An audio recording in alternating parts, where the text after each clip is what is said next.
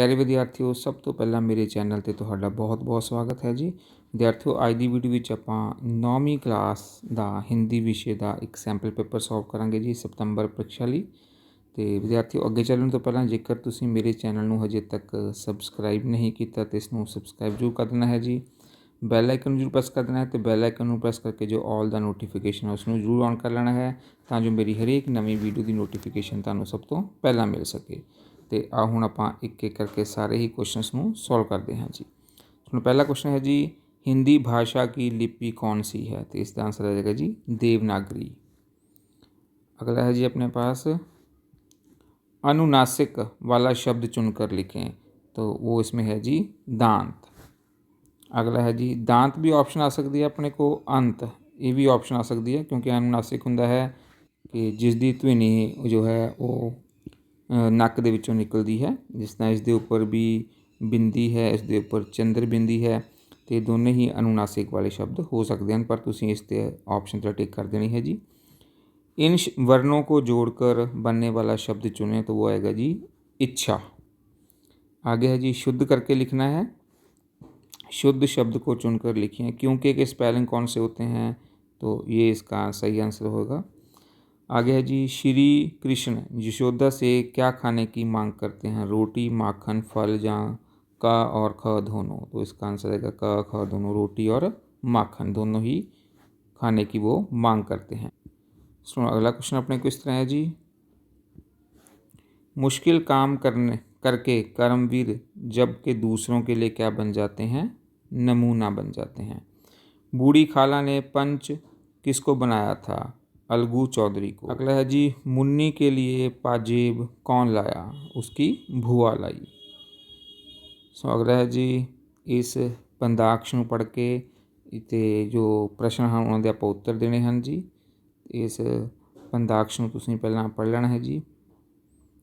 ਤੇ पहला क्वेश्चन अपने को है जी, जीवन में बाधाओं को देखकर वीर पुरुष क्या करते हैं?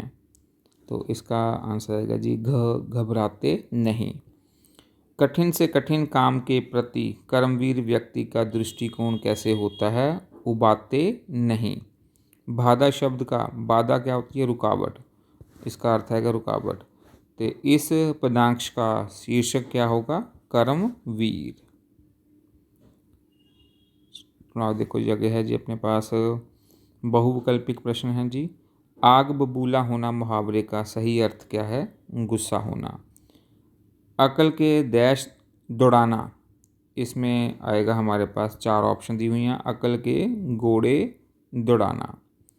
आम के आम डैश के दाम, तो आम के आम गुठलियों के दाम। सुनो, इस पैराग्राफ ਨੂੰ पढ़ के तो ਆਪਾਂ नीचे कुछ आंसर ਦਿੱਤੇ ਹਨ, क्वेश्चन पूछे गए हैं, उन्होंने आंसर देने हैं। ਪਹਿਲਾਂ ਤੁਸੀਂ स्क्रीनशॉट लैके तो पूरा पैराग्राफ पढ़ लेना है जी। तो देखो पहला क्वेश्चन है, मानव जीवन की रीढ़ की हड्डी किसे कहा गया है? तो इसका आंसर आएगा जी विद्यार्थी जीवन को। पहले का आंसर ये आ जाएगा। दूसरा क्वेश्चन है जी, विद्यार्थी जीवन की तुलना किसके साथ की गई है? तो विद्यार्थी जीवन की तुलना की गई है जी आधारशिला से, नींव से उसकी आधारशिला से उसकी जो है तुलना की गई है। विद्यार्थी काल में बालक आदर्श विद्यार्थी कैसे बन जाता है? तो ये देखो जी अपने पास आदर्श विद्यार्थी कैसे बन जाता है,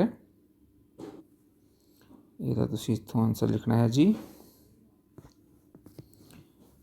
विद्यार्थी काल में जो बालक श्रम, अनुशासन, समय और नियम के सांचे में ढल जाता है वह आदर्श विद्यार्थी बनकर स्वयं नागरिक बन जाता है जी, सभ्य नागरिक बन जाता है जी। अगला है जी अपने पास, सभ्य नागरिक बनने के लिए किन गुणों की आवश्यकता होती है? उसके लिए सुंदर पाठशाला कौन सी है? ये देखो जी अपने पास इसका आंसर आएगा, इसका आंसर इतना आ जाएगा जी, सभ्य विद्यार्थी नागरिक के लिए जिन गुणों की आवश्यकता होती है उन गुणों के लिए विद्यार्थी काल ही तो सुंदर पाठशाला है। यहाँ पर अपने साथियों के बीच रहकर वह सभी गुणों का आने आवश्यक हैं उनकी जिनकी विद्यार्थी को जीवन में आवश्यकता होती है। और जी नेक्स्ट देखते हैं जी। आगे है जी, इस गद्यांश का उचित शीर्षक क्या है? तो इसका उचित शीर्षक आएगा विद्यार्थी जीवन, जहाँ विद्यार्थी जीवन काल लिख सकते हो जी। तो आओ नैक्सट देखते हैं जी। तो सुनो नैक्सट अपने को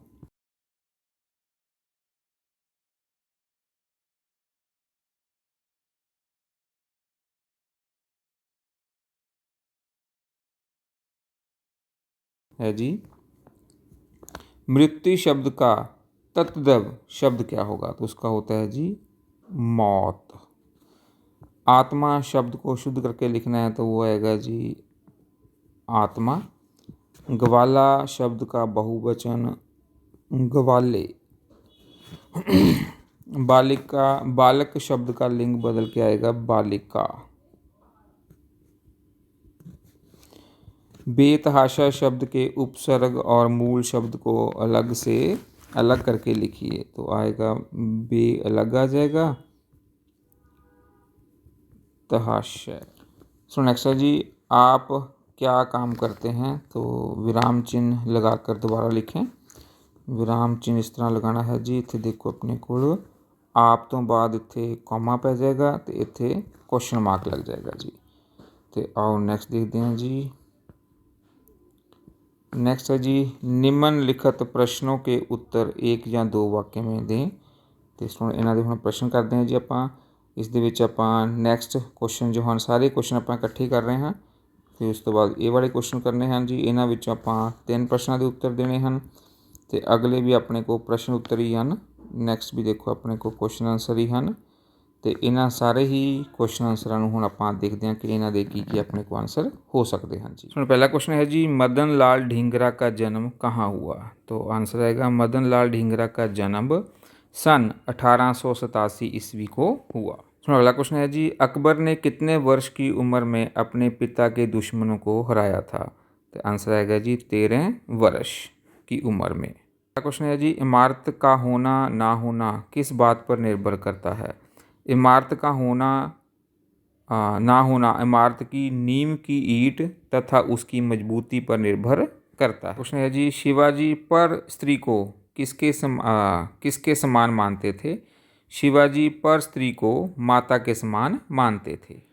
सुनो अगला क्वेश्चन इस तरह है जी, शिवाजी ने अपने सेनापति की गलती पर सूबेदार की पुत्र वधू से किस प्रकार माफ़ी मांगी?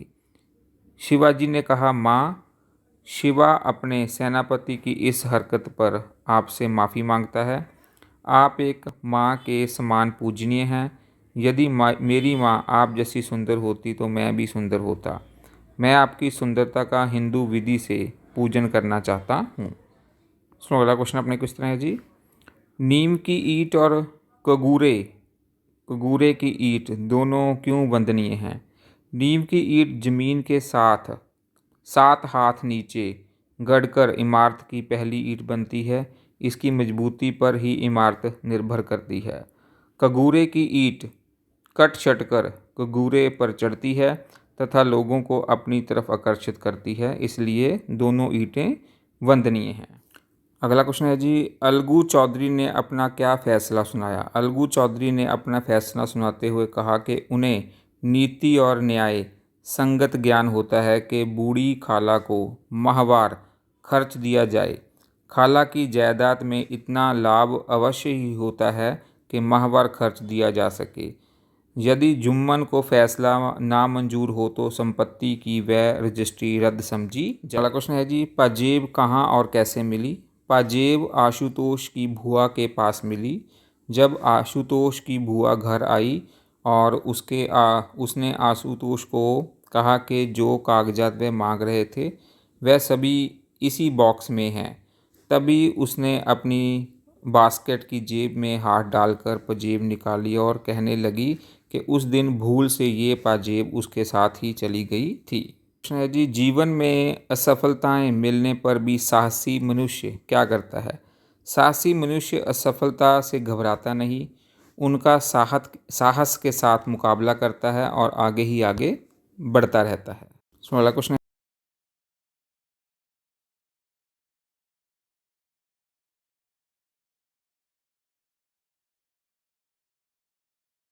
है जी, आशुतोष का चित्रण कीजिए।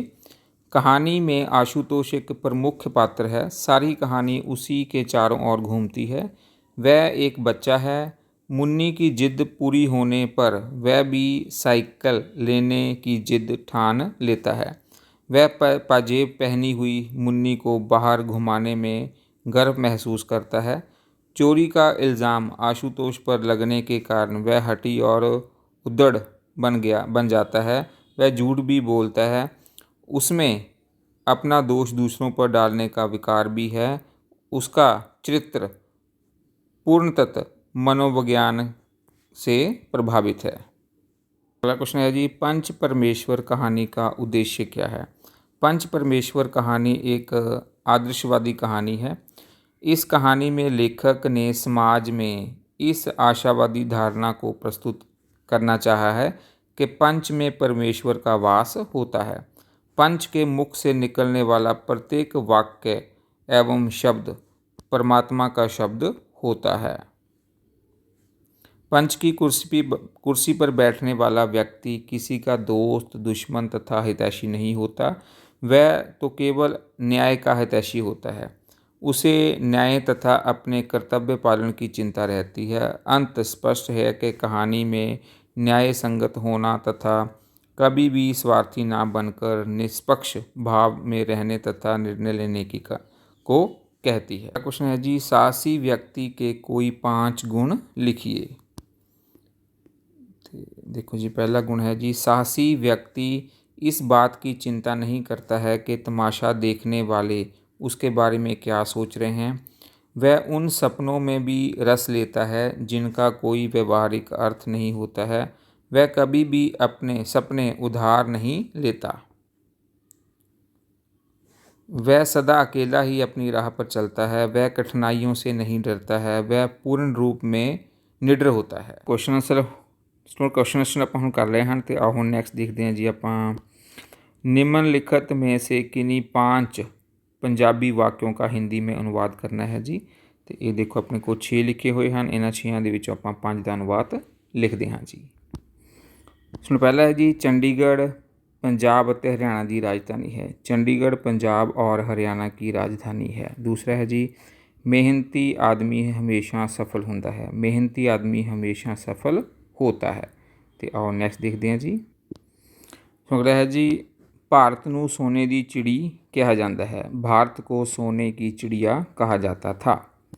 सानू प्रभु विच विश्वास रखना चाहिए है। हमें प्रभु पर विश्वास रखना चाहिए। तो आओ नैक्सट देखते हैं जी। फिफ्थ वाला है जी, कुछ पाने लई कुछ गवाना भी पैंदा है। कुछ पाने के लिए कुछ खोना भी पड़ता है। तो इसमें पहले 5 आप कर ले हैं जी।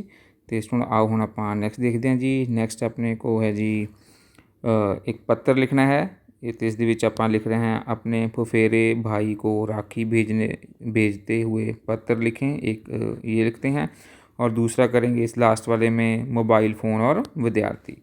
तो इस दे नाल ही अपना जो पूरा पेपर है वो कंप्लीट हो जाएगा। सुन, जेकर वीडियो तुहानूं अच्छी लगी तो इसमें लाइक और शेयर जरूर कर देना जी। मेरे चैनल में सबसक्राइब कर देना तो बैल आइकन नूं भी जरूर प्रेस कर देना है जी। तो आ हुण जो अपने क्वेश्चन रह गए हैं आपां उन्हां नूं देख लेने हैं जी। सुन, आ हुण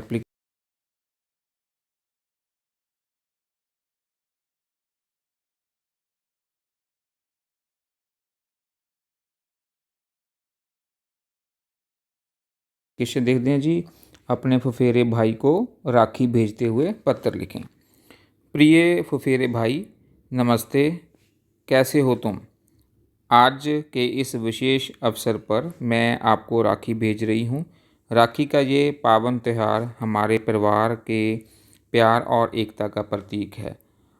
ये हमारी बंधन की महत्वपूर्ण प्रतीत होती है और हमें हमारी बहन भाई की सजीव और गहरी दोस्ती को स्थायी बनाती है। मेरी इच्छा है कि ये राखी तुम्हारे जीवन में खुशियाँ और समृद्धि लेकर आए। मैं जानती हूँ कि हम दूर विचलित हैं, लेकिन हमारा रिश्ता हमें हमेशा एक साथ जुड़ा रहता है। कृपया इस राखी को पहन लो और अपने हृदय में मेरे लिए स्थान बनाओ। मैं तुम्हारे साथ हमेशा अच्छे समय की कामना करती हूँ और हम जल्द ही मिल सकें। फुफेरे भाई, तुम्हारे साथ बिताए हुए सभी पलों को याद करती हूँ और उम्मीद है कि हम जल्द ही एक साथ होंगे। आपकी बहन, नीचे स्टोन अपना लिख देना है जी, आपकी बहन तो इत्थे अपना तुसी नाम लिख देना है जी। सो लास्ट अपने को है जी अनुच्छेद लिखना है जी, मोबाइल फ़ोन और विद्यार्थी। आज का युग संचार क्रांति का युग है। इस युग में मोबाइल हम सब की ज़िंदगी का प्रमुख हिस्सा बन गया है। आज मोबाइल ने प्रत्येक क्षेत्र में क्रांति ला दी है। समाज में प्रत्येक व्यक्ति अपनी अपनी आवश्यकता के अनुसार इसका लाभ उठा रहा है।